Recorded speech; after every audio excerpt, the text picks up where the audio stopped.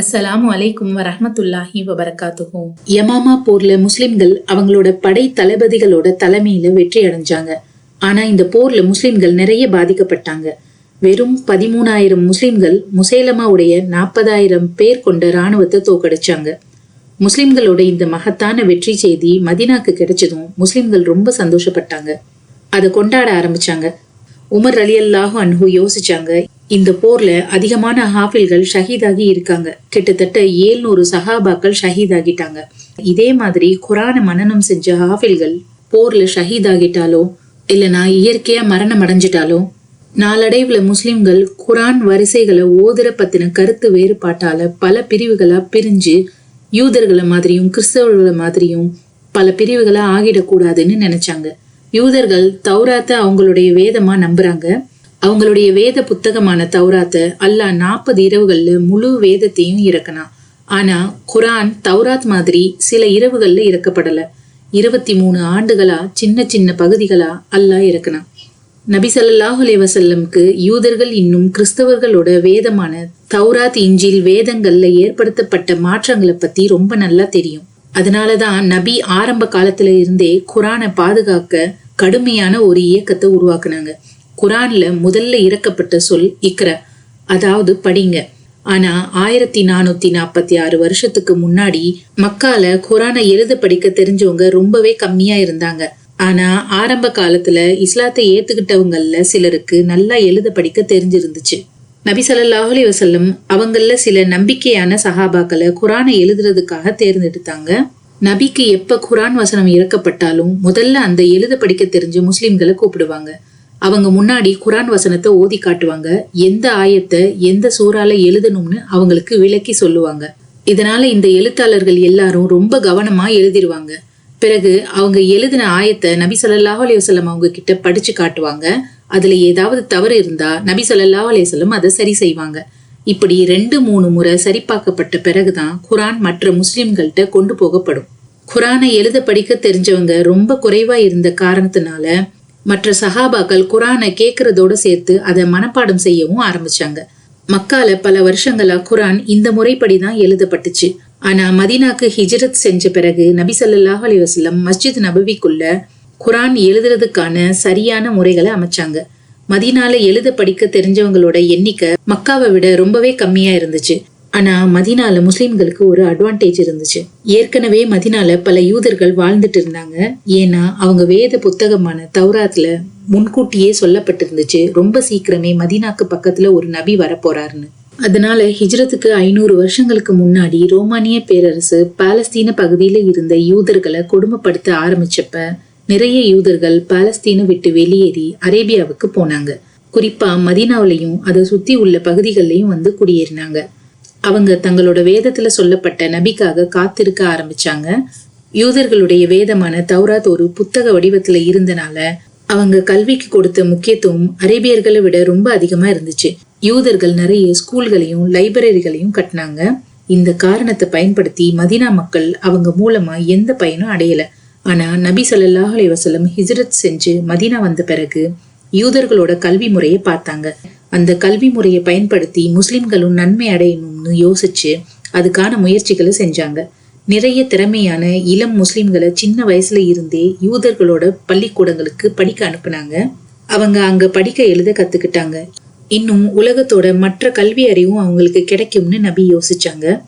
அங்க படிக்கக்கூடிய சஹாபாக்கள் எந்த வேலையோ வியாபாரமோ செய்யக்கூடாது, வெறும் படிக்க மட்டும்தான் செய்யணும். இப்ப எப்படி ஸ்டூடெண்ட்ஸுக்கு படிக்கிறதுக்காக ஸ்காலர்ஷிப் கொடுக்கறோம், அந்த மாதிரி இந்த வழக்கம் இப்போ ஒரு நார்மலான விஷயம்தான். ஆனா அந்த காலத்துல இது ரொம்பவே புதுசா இருந்துச்சு.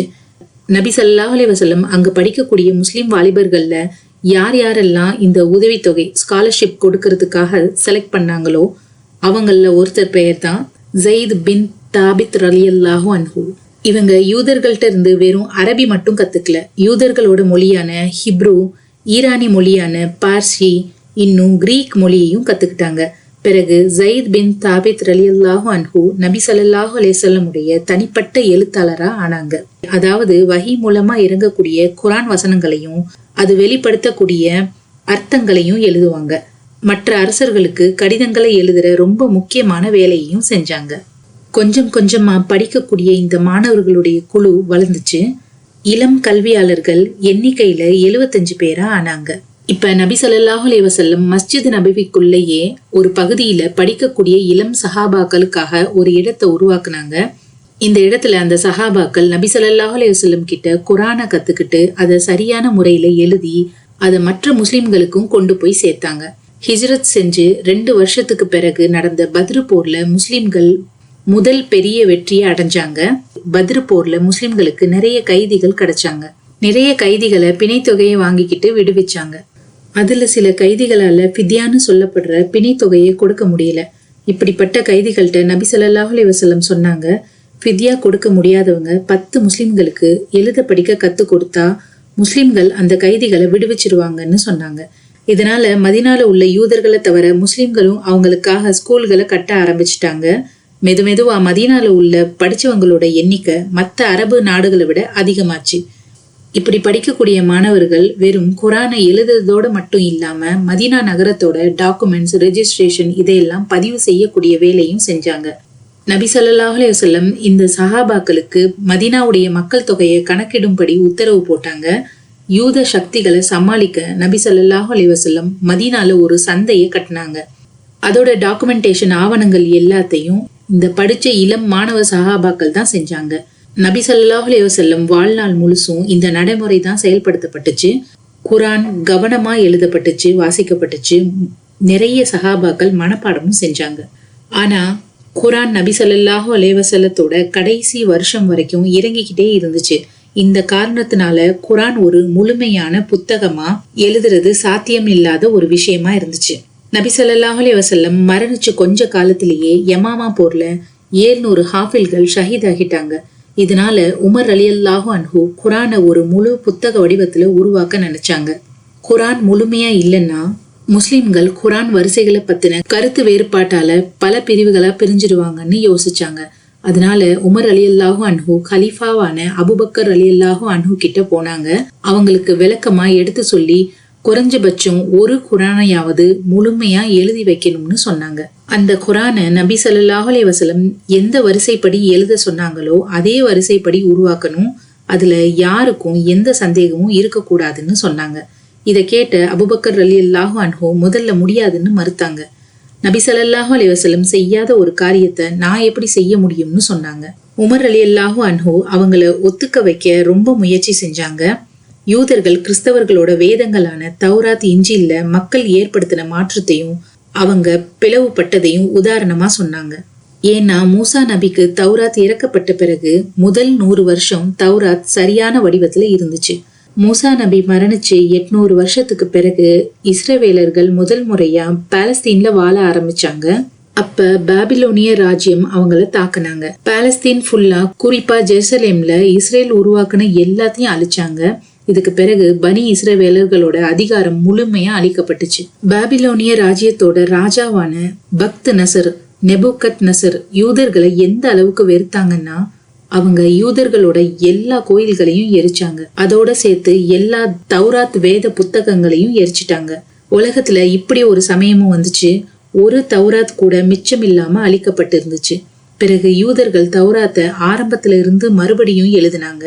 அதுதான் சரியான தௌராத்துன்னு அறிவிப்பு செஞ்சாங்க. இது மாதிரியே கிறிஸ்தவர்களோட பைபிள்ல உள்ள வசனங்கள், கிறிஸ்தவ சர்ச்சுகளாலேயே சில வசனங்கள் சரியானது, சில வசனங்கள் தவறானதுன்னு அறிவிக்கப்பட்டுச்சு.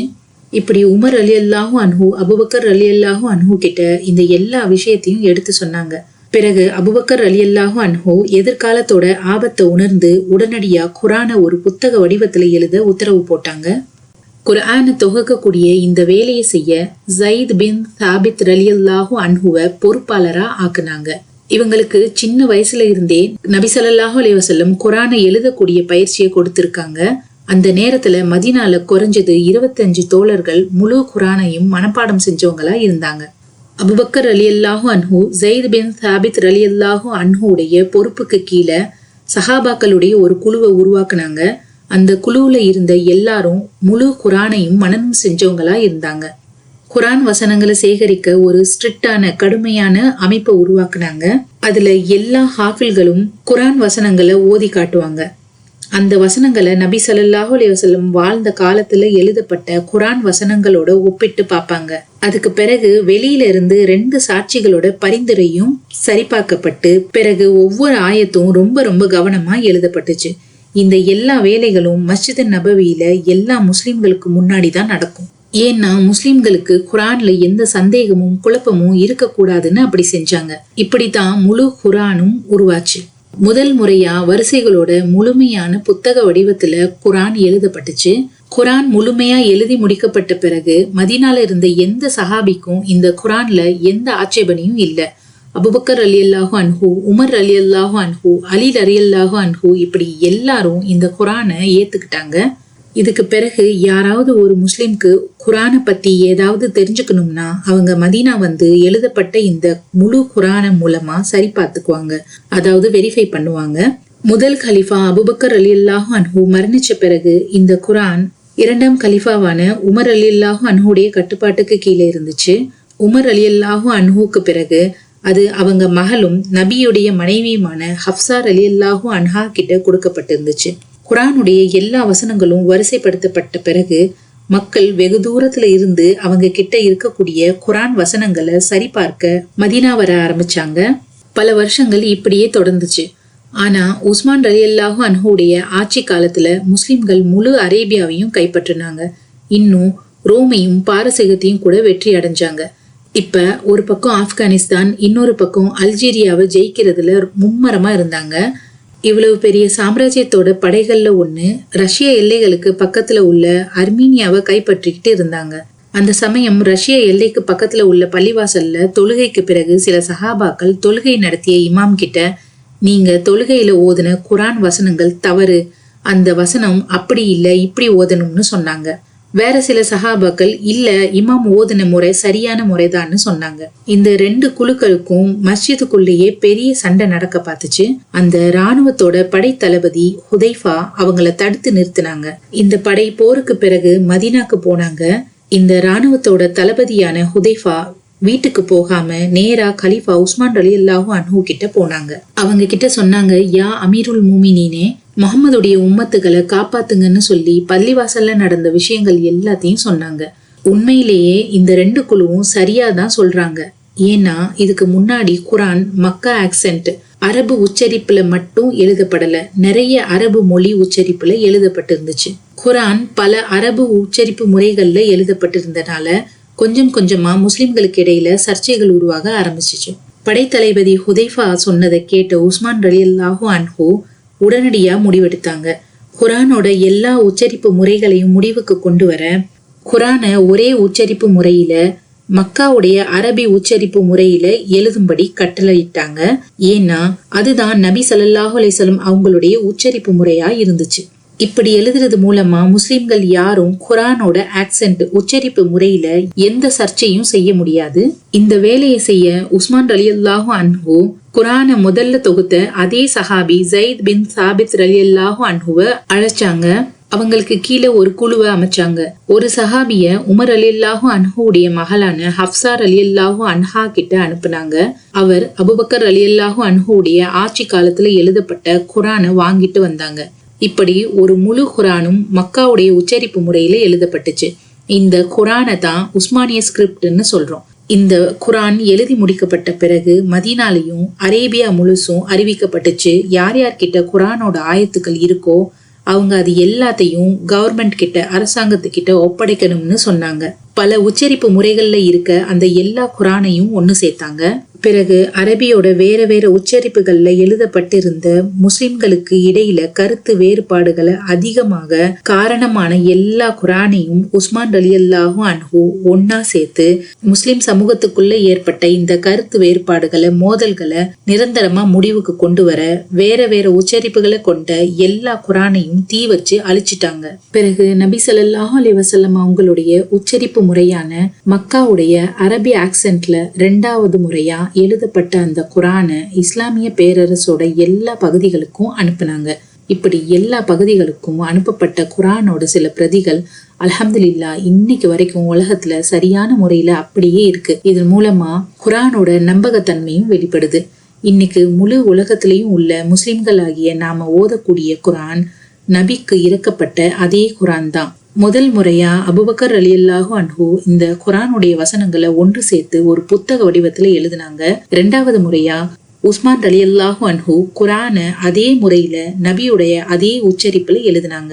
ஆனா எந்த காரணத்தினால முஸ்லிம்களுக்குள்ள பிரிவினை மோதல் வந்து யூதர்கள் போல கிறிஸ்தவர்கள் போல குரான் உச்சரிப்பு முறை காரணமா முஸ்லிம்களுக்குள்ள பிரிவு ஏற்பட்ட கூடாதுன்னு உமர் ரலியல்லாஹு அன்ஹு பயந்தாங்களோ, அந்த குரான் வசனங்கள் காரணமா மக்கள் பல பிரிவுகளா பிரியல. ஆனா மற்ற விஷயங்கள்ல முஸ்லிம்கள் நிறைய பிரிவுகளா பிரிஞ்சுட்டாங்க. இப்படி பல பிரிவுகளா பிரிஞ்சிருந்தாலும் உலக முஸ்லிம்கள் எல்லாரும் ஒரு விஷயத்துல உறுதியா இருக்காங்க. அதுதான் குரான்.